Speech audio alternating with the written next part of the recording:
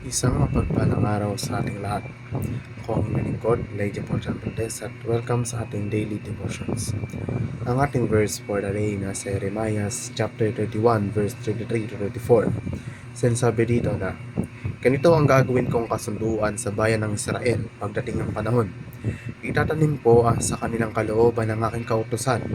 Isusulat ko ito sa kanilang mga puso. Ako ang kanilang magiging Diyos at sila ang aking magiging bayan.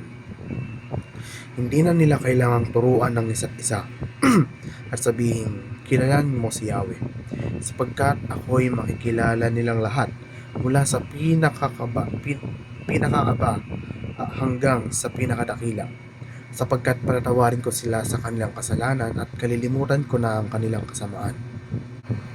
Ang lumang tipan ay kadalasang iniugnay sa batas ng Diyos na nakasulat sa mga tapyas at bato, partikular ang 10 utos. Ang mga tapyas na ito ay binigay kay Moises sa bundok Sinai bilang bahagi ng tipan sa pagitan ng Diyos at ng mga taga-Israelita. Ang tipang ito ay nagbigay diin sa pagsunod sa mga nakasulat sa batas na ito bilang isang paraan upang mapanatili ang kanilang kaugnayan sa Diyos.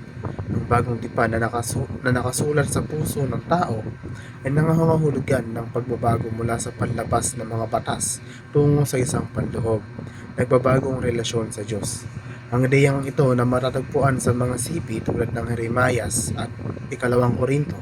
Ito ay nagpapahiwatig na ang batas at kalooban ng Diyos ay nasa loob na nagiging bahagi ng mismong pagkatao ng isang tao, hindi lamang panlabas ng mga tuntunin na dapat sundin. Binibigyang kapangyarihan ng banal na espiritu ang mga mananampalataya na sumunod sa Diyos. Gumagawa ang banal na espiritu sa loob ng mga mananampalataya na nagbibigay ng lakas, patnubay at motibasyon na kinakailangan upang mamuhay alinsunod sa mga utos ng Diyos. Ito ay nagsasangkot hindi lamang ng kakayahang umunawa at magnanais na sundin ang kalooban ng Diyos, kundi pati na rin ang kapangyarihan upang mapagtagumpayan ang kasalanan at mamuhay ng isang buhay na sumasalamin sa pag-ibig at pagkatao ng Diyos.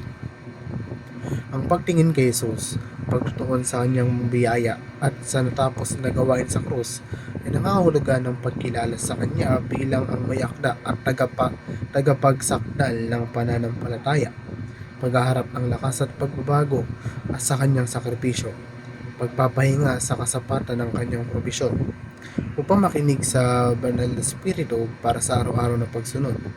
Dapat linangin ng mga Kristiyano ang isang ugali na sadyang iayon ang kanilang mga puso at kaisipan sa tinig ng Diyos, na maunawaan ang kanyang pamumuno sa pamamagitan ng banal na kasulatan, panalangin at pagkilala sa kanyang malumanay na mga pagpahiwatig sa pang-araw-araw na buhay.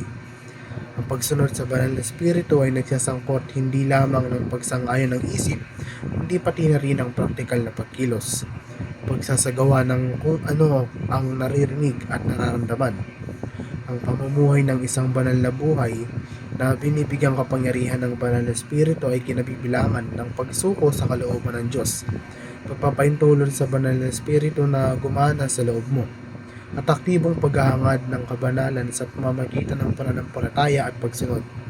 Ito ay isang paglalakbay ng pagbabago kung saan binibigyang kapangyarihan ng Espiritu upang madaig ang kasalanan at mamuhay ng isang buhay na sumasalamin kay Kristo. Muli, ako ang inyong lingkod, Elijah Porjan Valdez, at dito na nagtatapos sa daily devotions.